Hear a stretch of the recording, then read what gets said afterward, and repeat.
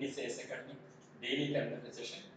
ఈ రోజు మనంతా కూడా ప్రపంచవ్యాప్తంగా ట్రైబల్ డే, ఇండిజినస్ డే అంటే స్థానికులు వీళ్ళే నిజం చెప్పాలంటే. సో ఇలాంటి వరల్డ్ ఇండిజినస్ డే జరుపుతున్న సందర్భంగా ప్రపంచవ్యాప్తంగా ఉండేటువంటి గిరిజన సోదరులకి, ముఖ్యంగా మన భారతదేశంలో ఉండేటువంటి గిరిజన సోదరులందరికీ కూడా వారికి మంచి జరగాలని కోరుకుంటున్నాం. ఎందుకంటే అటవీ పుత్రులన్నా, ఆదివాసులన్నా, గిరిజనులన్నా వీరే. నిజానికి అక్కడ ఉండేటువంటి అడవులన్నీ వాళ్ళే. అటవీ హక్కులు ఎలా హరించామో చూసాం. మళ్ళీ వాళ్ళకు ఉండే హక్కులు ఇవ్వడానికి మనం చేసిన ప్రయత్నాలు అన్ని ప్రభుత్వాలు ప్రయత్నం చేస్తున్నాయి. దాంట్లో భాగంగా ఈ రోజు కూడా ఈ అటవీ పుత్రులు స్వాతంత్రం వచ్చి ఇన్ని సంవత్సరాలైనా, ఇన్ని దశాబ్దాలైనా ఈ రోజు కూడా చాలా వరకు వాళ్ళు ఇంకా కూడా ప్రగతికి దూరంగా ఉన్నారు, సంక్షేమాలకు దూరంగా ఉన్నారు. వారి హక్కుల కోసం నాగరికులు పిలువబడేటువంటి మనము వాళ్ళ హక్కులు హరించకుండా వాళ్ళ హక్కులు కాపాడడానికి ప్రయత్నిస్తామని మనమంతా కూడా మనతో ప్రమాణం చేయాలి. మరి దాంతో ఈ రోజు ఉండేటువంటి కరెంట్ అఫైర్స్ సెషన్ ని ప్రారంభిద్దాం. మరి 9th ఆగస్ట్ లో కరెంట్ అఫైర్స్ చాలా ఉన్నాయి. మరి ఈ రోజు ఉండేటువంటి దాన్ని బ్రీఫ్ చేసి మరి సండే కాబట్టి కొన్ని ఇష్యూస్ మనం మాట్లాడదాం.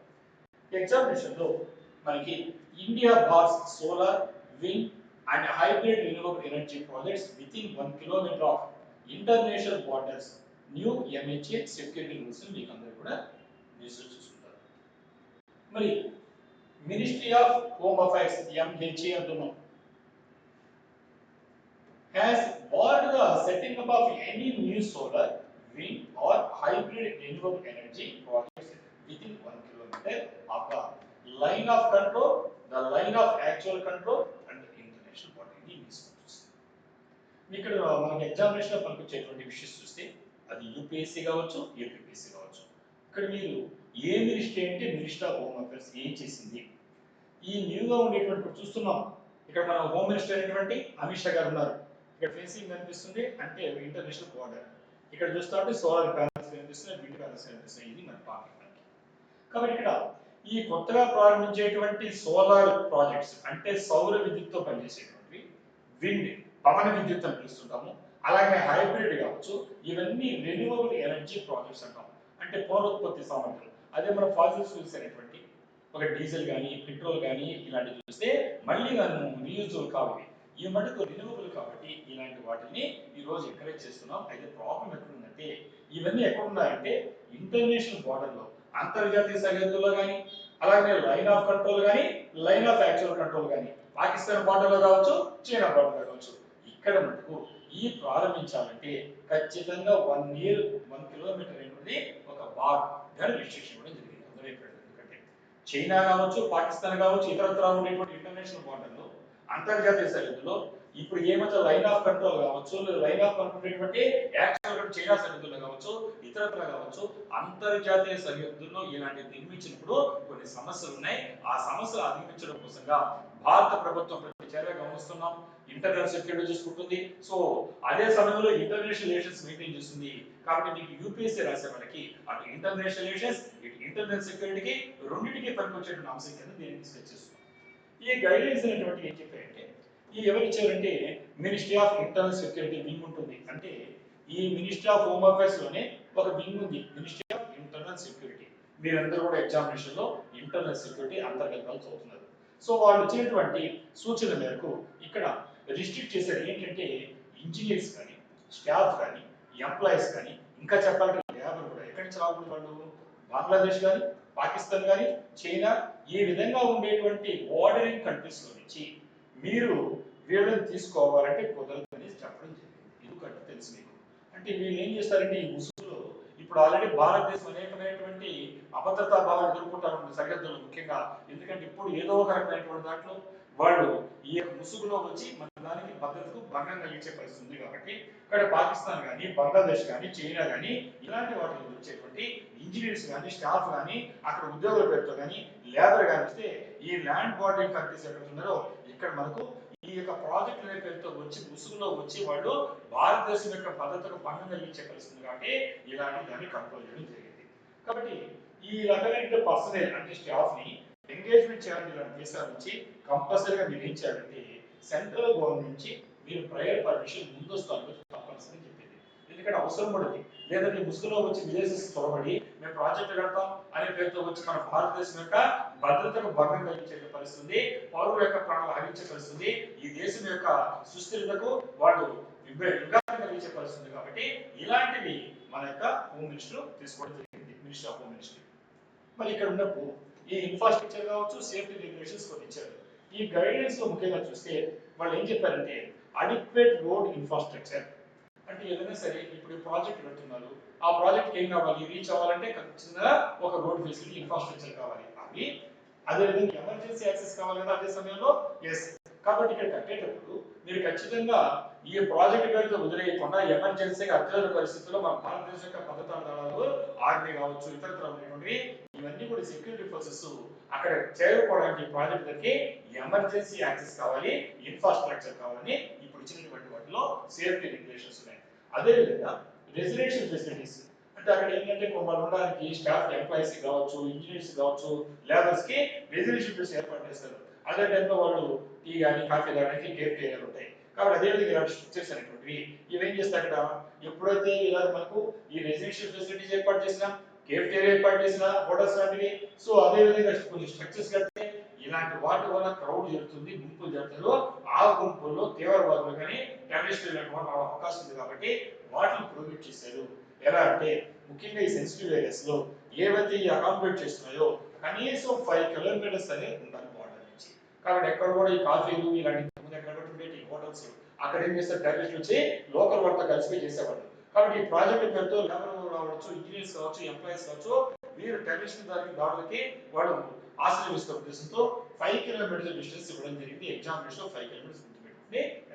అలాగే మనకు హైట్ కూడా లింక్ అంటే ఇక్కడ 8 కిలోమీటర్ డిస్టెన్స్ కాకుండా ఎంత హైట్ నిర్మాణాలు ఉండొచ్చు అని చూస్తే ఇక్కడ మాక్సిమం హైట్ ఎంత అంటే ఇక్కడ ఆపరేషనల్ గా మనం స్ట్రక్చర్ కట్టాలన్నా కానీ మెయింటెనెన్స్ కోసం కానీ 3 మీటర్స్ వితిన్ 1 to 8 కిలోమీటర్స్.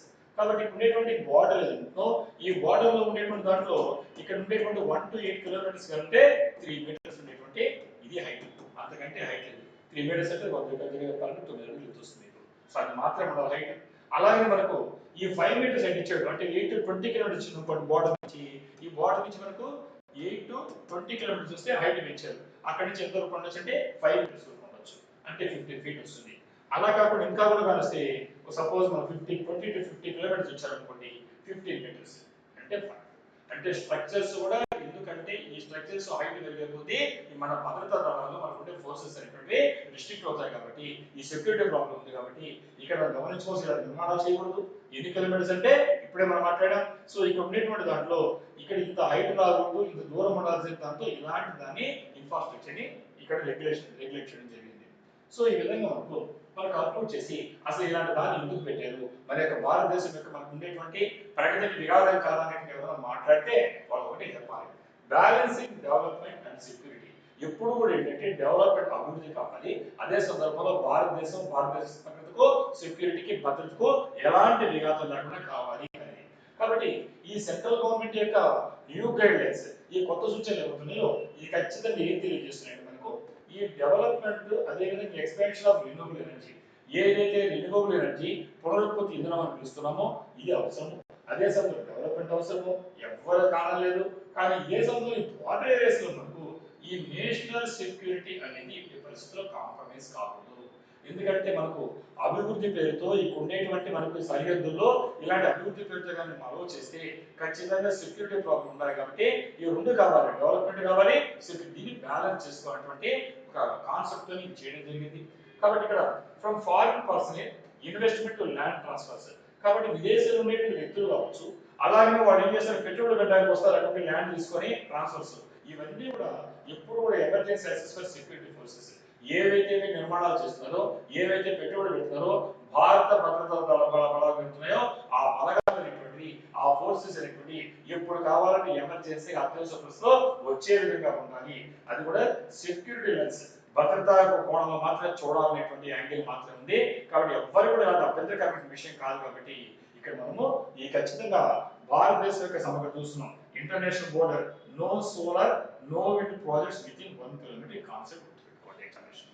కాబట్టి ఫస్ట్ ఇష్యూ ఇది లేటెస్ట్ ఇష్యూ మీకు, ఎందుకంటే ఆగస్ట్ 15 వస్తుంది. కాబట్టి ఇలాంటి సందర్భంలో మనం మంచి ఇష్యూ వచ్చింది ఎగ్జామినేషన్ గుర్తుపెట్టుకోండి. మరి ఇక్కడ మనకి ఎగ్జామినేషన్ లో మనకు ఉండేటువంటి మాట్లాడిన విషయాలు ఎగ్జామినేషన్ గుర్తుపెట్టుకోవడానికి మొట్టమొదటి ఇంటర్నేషనల్ బోర్డర్ అంటే ఏంటి, అంతర్జాతీయ సరిహద్దు మీకంతా కూడా బిట్వీన్ ఇండియా అండ్ పాకిస్తాన్ ఎక్కువ సెక్టార్లు అంటే చైనా ఏదైనా కూడా అంతర్జాతీయ సరిహద్దు ఒక ఫారిన్ కంట్రీతో మనం షేర్ చేసేటువంటి బోర్డర్ నే ఇంటర్నేషనల్ సెక్యూరిటీ అంతర్జాతీయ మనం సరిహద్దు. అయితే ఇక్కడ ముఖ్యంగా ఏంటంటే ఇండియాకి పాకిస్తాన్కి కొన్ని సమస్యలతో ఉంది కాబట్టి ఎక్కువ భాగం దీని గురించి మాట్లాడాలి. అలాగే ఎల్ఓసి అనే పేరుతో వాడుతుంటాం, ఎల్ఓసి లైన్ ఆఫ్ కంట్రోల్ అంటుంటాం. ఇక్కడ లైన్ ఆఫ్ కంట్రోల్ అంటే Indian administrate and Pakistan administrate Jammu and Kashmir. Jammu and Kashmir లో మనం చూసినామంటే పిఓకే అంటున్నాం, పాక్ ఆక్యుపైడ్ కాశ్మీర్ అంటున్నాం, అంటే పాక్ ఆక్రమిత కాశ్మీర్ అంటున్నాం.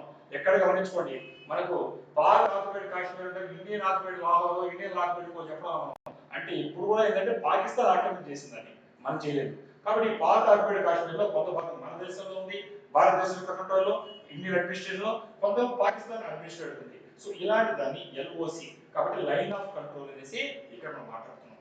అదేవిధంగా మనకు చూస్తే ఈ లైన్ ఆఫ్ యాక్చువల్ కంట్రోల్ వస్తుంది, అంటే వాస్తవాధీన రేఖ తెలుగులో అంటుంటారు, జియోగ్రఫీ ఈ పదాలు వింటుంటారు. ఇది గమనించుకున్నప్పుడు ఇది de facto boundary between India and China. కాబట్టి చైనాకి అలాగే మన ఇండియాకి ఉండేటువంటి దాన్ని లైన్ ఆఫ్ యాక్చువల్ కంట్రోల్ వాస్తవాధీన రేఖ అని పిలుస్తారు. లైన్ ఆఫ్ కంట్రోల్ అంటే ఇండియా పాకిస్తాన్ కి. ఇవి జియోగ్రఫీ మీకు ఎగ్జామినేషన్ లో మీకు పనికొచ్చేటువంటి టెక్నాలజీ. అలాగే మనకు ministry of new and renewable energy is the nodal ministry for renewable energy policy in India. ఇండియాలో ఈ రెన్యూవబుల్ ఎనర్జీ పునరుద్ధరణ సామర్థ్యం ఉండేటువంటి ఇంధనాన్ని ఎవరు చేస్తారు, దాన్ని కంట్రోల్ చేస్తారంటే ministry of new and renewable energy. గుర్తుపెట్టుకోండి, ఇలాంటి ఇష్యూస్ మనము మన ఎగ్జామినేషన్ లో మనం టేక్ అవేషన్ తీసుకోవచ్చు. మరి ఈ రోజు సండే ఉండేటువంటి దాంట్లో మరి సండేలో కూడా మంచి లేటెస్ట్ రిలీజ్ మనకి ఎగ్జామినేషన్ లో పనికొచ్చింది. చాలా చాలా చాలా important item. Amit Shah President's calendar Puducherry police for distinguished service. ఇక్కడ ఇస్తున్నారు యూనియన్ హోమ్ మినిస్టర్ అయినటువంటి అమిత్ షా గారు. ఆయన ఏం చేస్తున్నారంటే పుదుచ్చేరి పోలీస్ కి ఇక్కడ మనకు కలర్స్ ప్రజెంట్ చేస్తున్నారు. ఇంతకుముందు ఈ ప్రెసిడెంట్స్ కలర్ చాలా ఇంపార్టెంట్ ఎగ్జామినేషన్ మనము గుర్తుంచుకోవాల్సిన విషయాలు. సో దాన్ని ఇక్కడ చూస్తున్నాం, సండే దాకా జరిగింది. కాబట్టి యూనియన్ మినిస్టర్ అయినటువంటి హోమ్ మినిస్టర్ గారు సండే అంటే today present the prestigious President's colours to the Puducherry police. కాబట్టి ఎగ్జామినేషన్ మనం గుర్తుపెట్టుకోవాల్సింది, ఈ సంవత్సరం పుదుచ్చేరి పోలీస్ కి ఏమి ఇచ్చారనొచ్చు, ప్రెసిడెంట్ కలర్స్ ఎవరికి ఇచ్చారంటే పుదుచ్చేరి పోలీస్ ఇవ్వడం జరిగింది. దాన్ని ఏమంటారంటే ప్రెసిడెంట్స్ కలర్స్ అంటారు. ప్రెసిడెంట్స్ కలర్స్ అంటే చూద్దాం. కాబట్టి ఆయన honouring the force's bravery, service, hard work and dedication. కాబట్టి పుదుచ్చేరి పోలీసుకు ఉండేటువంటి బ్రేవరీ ధైర్య సాహసాలకి, వాడు చేసిన సర్వీస్ సేవలకి, వాడు ఇచ్చిన హార్డ్ వర్క్ కి, కృషికి, డెడికేషన్ అంకిత భావానికి గుర్తింపుగా ప్రతిష్టాత్మకమైనటువంటి ప్రెసిడెంట్స్ కలర్స్ అని పుదుచ్చేరి పోలీస్ కి అది కూడా చారిత్రాత్మక సంఘటన అని దీంట్లో ఇవ్వడం జరిగింది. ఈ ప్రెసిడెంట్ మన గౌరవ రాష్ట్రపతి గారైనటువంటి ద్రౌపది ముర్ము గారు చేశారంటే దీని ముందు ఒక ఈవెంట్ జరుగుతుంది మే 8th. మే 8th మీరు గమనించుకుంటే కరెంట్ అఫైర్స్ గుర్తుంటుంది. Approved the conferment of the president's colour also known as Nishan. ఇది ఇంపార్టెంట్ అమ్మా. ఈ ప్రెసిడెంట్ కలర్స్ ని నిషాన్ అనే పేరుతో పిలుస్తారు. ఈ ప్రెసిడెంట్ కలర్స్ ఇప్పుడు హోమ్ మినిస్టర్ గారు ప్రదానం చేశారు ఈ రోజు సండే. కానీ దీనికి ముందు ఒక ఈవెంట్ జరిగింది మే 8th, మీకు కరెంట్ అఫైర్స్ గుర్తుంటుంది. మే 8th ఏం చేశారంటే దీనికి లాంఛనంగా ఈ మొత్తం అన్నిటికీ ఎవరు మనకి సో టోటల్ గా ఈ త్రివిధ దళాలకి అధిపతి అయినటువంటి మన గౌరవ రాష్ట్రపతి గారు అయినటువంటి ద్రౌపది ముర్ము గారు దీనికి ఆమోద ముద్ర చేశారన్నమాట. పిలిపిస్తున్నాం అనేసి ఎవరికి ఇస్తున్నారంటే దీంట్లో ఈ పుదుచ్చేరి పోలీస్ కి. కాబట్టి ఈ పుదుచ్చేరి పోలీస్ అనే వాళ్ళు ఇచ్చినటువంటి ఎక్సెప్షనల్ సర్వీసెస్ కి, డిసిప్లిన్ కి అండ్ డిస్టింగ్విష్డ్ అచీవ్మెంట్స్ కి గుర్తింపుగా ఈ ప్రెసిడెంట్ కలర్స్ ని ఇవ్వడం జరుగుతుంది. దీని పేరు నిషాన్. నిషాన్ అన్న ప్రెసిడెంట్ కలర్ ఒకటే గుర్తుపెట్టుకోండి. మరి ఈ నిషాన్ అంటే ఏంటి అని చూసినప్పుడు నిజానికి ఈ ప్రెసిడెంట్ కలర్ అనేటువంటి దాన్ని హైయెస్ట్ ఆనర్ గా భావిస్తాం. ఎవరికి ఇస్తారంటే ఒక స్టేట్ లో గానీ, ఒక యూనియన్ టెరిటరీలో గానీ, ఒక రాష్ట్రంలో గానీ, ఒక కేంద్ర పాలిత ప్రాంతంలో ఉండేటువంటి ఒక మిలిటరీ యూనిట్ కావచ్చు, లేదా పోలీస్ ఫోర్స్ కావచ్చు, దానికి ఇచ్చేటువంటి ప్రెస్టీజియస్ అవార్డు ఏంటి అని ఎగ్జామినేషన్ అడిగితే మీరు గుర్తుపెట్టుకోండి, హైయెస్ట్ ఆనర్ ప్రెసిడెంట్స్ కలర్. దాన్ని నిషాన్ అని పేరుతో పిలుస్తారు.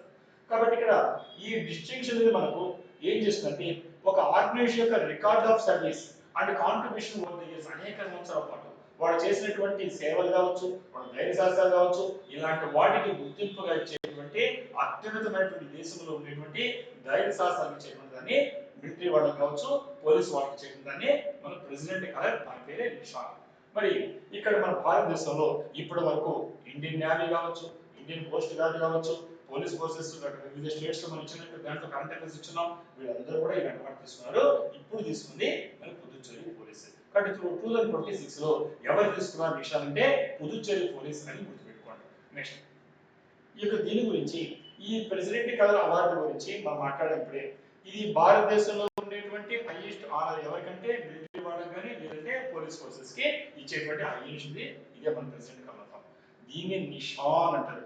ఈ నిషాన్ అనేటువంటిది చెప్పాలంటే emblem worn by all units officers on the left hand side of the uniform. గమనించారు మీరందరూ కూడా ఎవరైతే ఒకసారి అవార్డ్ చేస్తారో ఈ పుదుచ్చేరి పోలీసు అందరూ కూడా లెఫ్ట్ హ్యాండ్ సైడ్ ఇక్కడ వాళ్ళు ఈ యొక్క ఎంబ్లం ధరిస్తారు. గుర్తుగా నిషాన్ అనే పేరుతో ప్రెసిడెంట్ కలుస్తారు. అంటే అత్యున్నతమైనటువంటి ధైర్య సాహసాలకి అత్యున్నతమైన సేవలకు ఇచ్చేటువంటి అవార్డును ధరించడం ద్వారా ఆ యూనిట్ లో ఉండేటువంటి పుదుచ్చేరి పోలీసు అందరూ కూడా దీన్ని ధరించడం వల్ల వాళ్ళకి ప్రతిష్టాత్మకమైనటువంటి గుర్తింపు వస్తుంది.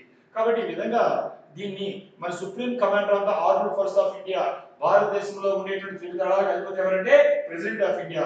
సో కాబట్టి వారు ఈ రోజు ఈ యూనిట్ ని వారు ఇచ్చినటువంటి మిలిటరీ సర్వీసెస్ వాళ్ళ అసాధారణమైన ప్రతిభా పాఠవాలకు కారణంగా ఈ నిషాన్ ఇవ్వడం జరిగింది. సరే ఇక్కడ మన డౌట్ వస్తుంది, అసలు సార్ ఇది అసలు ఏంటి ఎలా వచ్చిందంటే ఒక్కసారి హిస్టరీలోకి వెళ్తే మీరందరూ మహాభారతం కావచ్చు ఇతరత్ర యుద్ధాలు గమనించుంటారు. అక్కడ ధ్వజాలు ఉంటాయి. ఆ ధ్వజమే ఇప్పుడు నిషాన్గా తర్వాత కాలంలో బ్రిటిష్ వాళ్ళు పరిపాలించారు. అన్ని కాలక్రమాలను చూస్తూ ఉంటే ఆ రోజుల్లో ఇవన్నా కానీ ఒక ధ్వజం ఒక ఎంబ్లం కానీ అది కూలిపోయిందంటే ఆ శత్రువు ఓడిపోయినట్టు లెక్క. అదే విధంగా తీసుకొచ్చిస్తారంటే వీళ్ళు గెలిచినట్టు. కాబట్టి ఇప్పుడు కూడా వీళ్ళు యుద్ధాల్లో తీసుకెళ్లే ఆనవాయితీ చాలా కాలం కొనసాగింది. మనం ఉండేటువంటి చరిత్రలు చూస్తే రాజులు ఏం చేసేవాడంటే యుద్ధంలోకి వెళ్ళేటప్పుడు బ్యాటిల్ ఫీల్డ్ లో ఒక ధ్వజం అంటే ఒక రకమైనటువంటి ఒక ఫ్లాగ్ తీసుకెళ్ళాడు. ఆ ఫ్లాగ్ కానీ కూలిపోయినా కానీ శత్రువులు చిక్కిపోతే వీళ్ళకి అవమానంగా భావించేవాడు. అలాగే మరి వేరే వాళ్ళ శత్రువులు ఎనిమిది చెందినటువంటి ఫ్లాగ్ తీసుకోవాలంటే గౌరవంగా. సో ఆ వైద్యంగా కంటిన్యూషన్ ఇప్పుడు చెప్పిన నిషాన్ లేదా ప్రెసిడెంట్ కలర్స్ అంటున్నారు. అంటే ప్రెసిడెంట్ కలర్స్ అంటే ఎంత గుర్తు మీకు అర్థమైంది. మహాభారతంలో గమనించుకోండి, ధ్వజం పడిపోవడం అంటే అవమానంగా భావించేవాళ్ళు. అదేవిధంగా తీసుకెళ్ళడం మనం చూస్తుంటాం. ఎందుకంటే అక్కడ ఉండేటువంటి ఉత్తర కుమారుడు కావచ్చు మనకు ఉండేటువంటి దాని ఇంట్లో చదువుతారు వాళ్ళు తీసుకెళ్ళడం, అర్జున్ తీసుకెళ్ళడం ఇవన్నీ కూడా. సో ఆ అయితే తర్వాత కాలంలో బ్రిటిష్ వాళ్ళ కంటేనే ఇది మన ఆనవాయితీకి వస్తుంది. అంత ప్రతిష్టాత్మక అవార్డు 2026లో పుదుచ్చేరి పోలీసు వాళ్ళు తీసుకున్నారు. దాని పేరు నిషాన్ గుర్తుపెట్టుకోండి. మరి ఇక్కడ ఇంకొక ఐటమ్ చూస్తే పిఎం మోడీ ఇనాగ్రేట్స్ పరం ప్రజ్ఞ.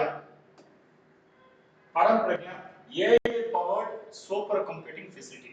ఇక్కడ చూస్తున్నారు గౌరవ ప్రధానమంత్రి గారు ఇక్కడ ఒక సూపర్ కంప్యూటింగ్ ఫెసిలిటీని లాంఛనంగా ప్రారంభిస్తారు. ఇది ఎగ్జామినేషన్ లో మనకి ఏం అవసరం అవుతుందంటే ఇక్కడ AI powered high performance supercomputing ఫెసిలిటీని ఎక్కడ ప్రారంభించారంటే ఐఐటి ఢిల్లీ. ఐఐటి ఢిల్లీ సంబంధించిన ఏ క్యాంపస్ అంటే సోనిపట్ క్యాంపస్. కాబట్టి ఎక్స్పెన్సివ్. కాబట్టి ఐఐటి ఢిల్లీకి ఉండేటువంటి క్యాంపస్ పేరు సోనిపట్ క్యాంపస్. అక్కడ ఏం ప్రారంభించారంటే AI powered high performance supercomputing facility ఒక సెంటర్ అన్నమాట.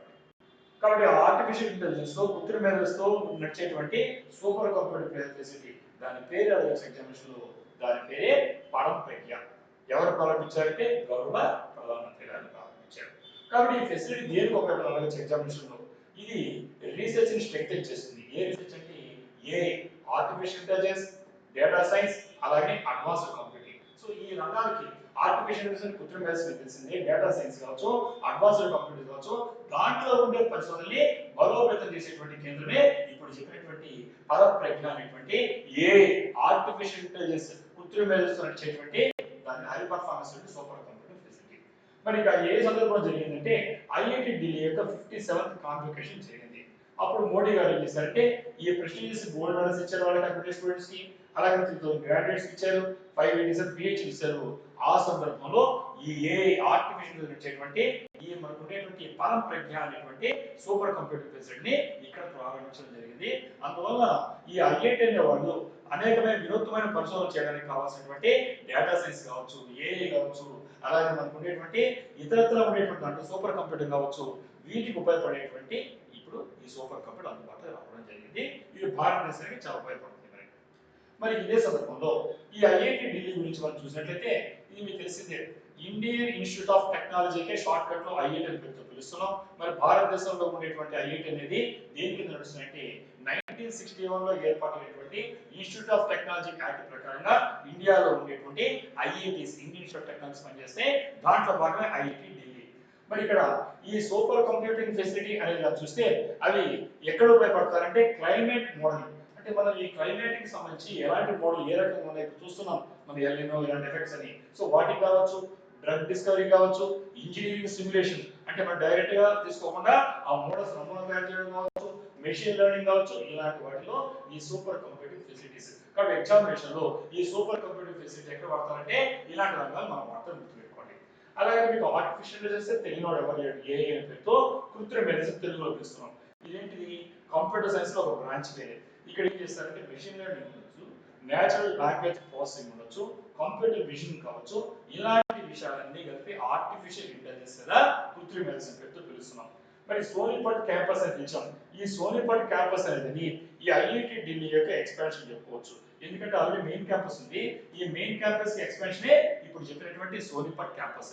ఈ సోనిపట్ క్యాంపస్ లో కాన్వికేషన్ జరిగితే ఆ కాన్వికేషన్ సందర్భంగా ఇప్పుడు మాట్లాడినటువంటి ఇక్కడ ఈ పరం ప్రజ్ఞ అనేటువంటి ఈ యొక్క ఏఐ పవర్ సూపర్ కంప్యూటర్ ప్రారంభించింది. అనుకునేటువంటి విషయాలు మీరు గుర్తుపెట్టుకోవడానికి అవసరం ఉంది. నెక్స్ట్ ఇంకోటి ఆస్ట్రోబేస్ అన్వీల్స్ ఇండియాస్ ఫస్ట్ ప్రైవేట్. ఇది మనకు చాలా ఇంపార్టెంట్. ఫస్ట్ అంటే అది private. First private 800 km rocket engine. So కాబట్టి ఇది కాదు నాకు ఇంపార్టెంట్. ఫస్ట్ అనేది ఇంపార్టెంట్, రెండు ప్రైవేట్ రంగం.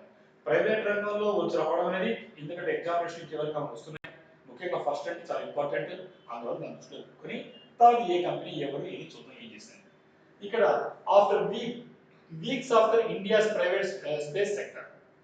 ఈ ప్రైవేట్ సెక్టర్ లో మనం చూసాం ఒక మేజర్ మైల్ స్టోన్ వచ్చింది కదా, మరి రానటువంటి చదవలేటువంటి మైల్ రాయి చెప్పవచ్చు. ఏంటిది విక్రమ్ 1 అనే దాన్ని మనం లాంచ్ చేయడం జరిగింది. కాబట్టి ఈ విక్రమ్ 1 అనేటువంటి ఈ ప్రైవేట్ స్పేస్ సెక్టర్ లో ప్రారంభించి వారాలు గడవకపోతే ఇంకొక ఘనత సాధించిన ప్రైవేట్ సెక్టర్ ఏంటంటే countries first private develop orbital rocket. కాబట్టి ఆర్బిటాల్ రాకెట్ ఇప్పుడు వెళ్ళాం విక్రమ్ 1 అని. దానికి సంబంధించిన మొట్టమొదటి రాకెట్ ప్రయోగించారు కానీ ఎక్కడ చేసినది బెంగళూరు బేస్డ్ స్పేస్ కంపెనీ చేస్తే ఇప్పుడు మన ఫ్రైడే ఏంటంటే భారతదేశం యొక్క మొట్టమొదటి private build 800 km full flow stage combustion FFSC అంటారు. ఇది లార్జ్ అంటే ఇక్కడ మనం చెప్పాలంటే liquid oxygen methane rocket engine అంటారు. దీనికి సంబంధించి ఒక ఇంజిన్ తయారు చేయడం జరిగింది. సార్ ఇంజిన్ తయారు చేయడం అంటే ఎస్, ఇక్కడ ప్రైవేట్ రంగంలో ఇంజిన్ తయారు చేయడం ఇప్పటి వరకు కేవలం ప్రభుత్వాలు వచ్చేటువంటి డిఫెన్స్ కావచ్చు, స్పేస్ కావచ్చు, ఎవ్రీథింగ్ మళ్ళీ తిరిగి ప్రైవేట్ రంగానికి వస్తున్నాయి. దానికి బెస్ట్ ఎగ్జాంపుల్ ఇటీవల జరిగినటువంటి విక్రమ్ మనం చూసాం మనం. మరి దాని తర్వాత కావాల్సిన రాకెట్స్ ఇంజిన్స్ కావాలి, ఇంజిన్ ద్వారా రాకెట్ పంపిస్తాం. కాబట్టి నెక్స్ట్ జరిగేటువంటి మార్పులకి ప్రైవేట్ రంగంలో ఎక్కడి నుంచో కాకుండా ఒక మంచి ఇంజిన్ కావాలంటే ఎస్ ప్రైవేట్ వర్క్ చేయగలుగుతారని చెప్పడానికి వెంటనే వారాలలోనే ఇప్పుడు మనకు ఈ యొక్క ఆస్ట్రో బేస్ అనేటువంటి కంపెనీ చేసి చూపించింది అనమాట. సో కాబట్టి దీన్ని ఎలా పనిచేస్తుంటే ఫస్ట్ ప్రైవేట్ బిల్డ్ మొట్టమొదటిసారిగా భారతదేశంలో ప్రైవేట్ రంగంలో తయారైనటువంటి ఈ ఎఫ్ఎఫ్ఎస్సి ఇంజిన్ ఏంటంటే ఎఫ్800 KM అంటారు. ఫుల్ ఫ్లో స్టేజ్ కంబషన్ అంటారు. ఇది ఎల్ఓఎక్స్ అంటే లిక్విడ్ ఆక్సిజన్ తో మీథేన్ రాకెట్ ఇంజిన్ ఇది తయారు చేస్తే ఇది చూస్తున్నాం ఇక్కడ ఈ ప్రైవేట్ రంగంలో ఎలా ఇంజిన్ తయారు చేస్తారు. కాబట్టి ఇక్కడ మనం ఈ full flow stage combustion engine వాడాం కాబట్టి అంటే ఏంటో తెలుసుకున్నాం. ఈ ఫుల్ ఫ్లో స్టేజ్ కంబషన్ లేదా ఎఫ్ఎఫ్ఎస్సి ఏంటంటే ఇది లిక్విడ్ రాకెట్ ఇంజిన్ సైకిల్. అంటే మామూలుగా రాకెట్ ఆడాలని మీకు తెలుసు, జనరల్గా చూస్తుంటాం మనకు ఉండేటువంటి 4 చూస్తుంటాం. సో లిక్విడ్, దాని తర్వాత solid, liquid, solid and stages మీద చూస్తుంటాం. సో ఇక్కడ సైకిల్స్ గురించి కొంచెం మాట్లాడదాం సైన్స్ అండ్ టెక్నాలజీ భాగంగా. ఇది ఒక లిక్విడ్ రాకెట్ ఇంజిన్ సైకిల్లో ఇప్పుడు ఎఫ్ఎఫ్ఎస్సి అనేటువంటి ఫుల్ ఫ్లో స్టేజ్ కంబషన్ ని షార్ట్ కట్ ఇస్తున్నాం. ఇక్కడ ఏమవుతాయంటే ఈ ప్రొపలెంట్స్ రెండు కూడా ఎలా అవుతాయంటే ఇక్కడ through pre burners before entering the main combustion chamber. కాబట్టి మెయిన్ కంబషన్ కాబట్టి అంటించడం మగ్గినట్టు తర్వాత అది స్టార్ట్ అవుతుంది అన్నమాట. ఆ వెళ్లే ముందే ఇక్కడ దీని గురించి వెళ్తుంది, దాన్ని ఫుల్ ఫ్లో స్టేజ్ కంబషన్ అంటారు. కాబట్టి ఈ సైకిల్ అనేది ఏం వాడతారంటే హై పర్ఫార్మెన్స్ ఇంజిన్స్ ముఖ్యంగా అంటే చాలా ఉన్నతమైన కక్షల్లోకి హై ఆర్బిటర్ పంపాలంటే పవర్ఫుల్ ఇంజిన్ కావాలి. అలాంటి వాటిల్లో ఈ కొనేటువంటి ఎఫ్ఎఫ్ఎస్సి ఇంజిన్ అంటే ఫుల్ ఫ్లో స్టేజ్ కంబషన్ వాడతారు. సో అదేవిధంగా అసోసియేటెడ్ విత్ హైయర్ ఎఫిషియన్సీ అంటే మంచి సమర్థతకు, లోయర్ థర్మల్ స్ట్రెస్ కి అంటే సింపుల్ ఇంజిన్ కంటే ఇది ఇలాంటి వాటిని వాడతారు. కాబట్టి 800 km full flow stage combustion అంటే ఆషామాషి విషయం కాదు. మామూలుగా వాడే టెక్నాలజీ కంటే చాలా ఎఫిషియన్సీ కావాలి. అలాంటి వాటిని ప్రైవేట్ రంగంలో వీళ్ళు తయారు చేసి చూపించారు. అందుకే మన ఆస్ట్రోబేస్ ని ఎగ్జామినేషన్ లో మనం గుర్తుపెట్టుకోవాల్సిన విషయం అవసరం ఉంది. కాబట్టి ఇప్పుడు మాట్లాడేద్దాం లిక్విడ్ ఆక్సిజన్ అంటే ఏంటి అంటే కామన్ గా ఎల్ఓఎక్స్ అంటాం లిక్విడ్ ఆక్సిజన్. LOX అని పిలుస్తారు. కాబట్టి అదే విధంగా లిక్విడ్ మీథేన్ అనేది దేనికి వాడతారంటే క్లియర్ బర్నింగ్ రాకెట్ ఫ్యూయల్. కాబట్టి మోడర్న్ గా వాడేటువంటి ఆధునిక లాంచ్ వెహికల్ దీంట్లో కూడా మనము క్లీన్ గా వాడేటువంటి బర్నింగ్ రాకెట్ ఫ్యూయల్ ని మనము లిక్విడ్ మీథేన్ వాడుతున్నాం. LOX అనే పేరుతో వాడుతాం, లిక్విడ్ ఆక్సిజన్ అంటారు. అలాగే స్పెసిఫిక్ ఇంపల్స్ అనే పేరుతో ఎగ్జామినేషన్ లో క్వశ్చన్ రావచ్చు. స్పెసిఫిక్ ఇంపల్స్ అంటే standard measure of rocket engine efficiency. కాబట్టి రాకెట్ యొక్క ఇంజిన్ ఎఫిషియన్సీ సమర్థత కొనడానికి వాడేటువంటి ఒక మెజర్మెంట్ నే స్పెసిఫిక్ ఇంపల్స్ అని పేరుతో పిలుస్తారు. దీన్ని దేంతో చూస్తారంటే సెకండ్స్ తో ఎక్స్ప్రెస్ చేస్తారు. కాబట్టి స్పెసిఫిక్ ఇంపల్స్ అంటే ఏంటంటే ఇది ఇంజిన్ యొక్క ఎఫిషియన్సీ సమర్థతను కొలిచేటువంటి ఒక స్టాండర్డ్ పేరు స్పెసిఫిక్ ఇంపల్స్. మరి దాన్ని ఎలా ఎక్స్ప్రెస్ చేస్తారంటే సెకండ్స్ చూపిస్తాం అన్నమాట. నెక్స్ట్ థ్రస్ట్ అనే పదం కనిపిస్తుంది సైన్స్ అండ్ టెక్నాలజీ మీకు. థ్రస్ట్ అంటే ఏంటి? ఇది కూడా ఒక మెజర్మెంట్. దేంతో చెప్తారు? న్యూటన్స్ చెప్తారు. ఇక్కడేమో స్పెసిఫిక్ ఇంపల్స్ సెకండ్స్ చెప్తే థ్రస్ట్ ని న్యూటన్స్ చెప్తారు. కాబట్టి అదే సందర్భంలో మనకి గమనిస్తే 800 కిలో వాట్స్ అంటే ఏంటంటే కిలో వాట్స్ 1000 కాబట్టి 8 lakhs న్యూటన్స్ అని చెప్పొచ్చు. నెక్స్ట్ రీయూజబుల్ లాంచ్ వెహికల్స్ అని అంటారు. రీయూజబుల్ లాంచ్ వెహికల్స్ అంటే రికవర్ అండ్ ఫ్లై అగైన్ అంటే మళ్ళీ తిరిగి వాడుకోవచ్చు. ఒకసారి రాకెట్ ప్రయోగించిన తర్వాత మళ్ళా ఖర్చు లేకుండా మళ్ళా తెచ్చుకొని వాటిని రీయూజబుల్ లాంచ్ వెహికల్స్ అంటారు. ఇవంతా కూడా సైన్స్ అండ్ టెక్నాలజీలో మనకు ఉపయోగపడేటువంటి స్పేస్ టెక్నాలజీ సంబంధించిన విషయాలు. కాబట్టి ఈ స్పేస్ టెక్నాలజీ సంబంధించిన విషయాలను జోడిస్తూ ఇదే సందర్భంలో మరొకసారి మనం ప్రారంభించేది ఈ రోజు ఆగస్ట్ 9 కాబట్టి మనం ఇంటర్నేషనల్ ఇండిజినస్ డే మనకు ఉండేటువంటి గ్లోబల్ గా ప్రపంచవ్యాప్తంగా ఉండేటువంటి మన ఆదివాసీ సోదరులకు కూడా మంచి జరగాలి, వాళ్ళ హక్కుల కోసం మనందరం కూడా సహకరించాలని కోరుతూ మరి నెక్స్ట్ సెషన్ లో మళ్ళీ కలుద్దాం. Until then I wish you all the success.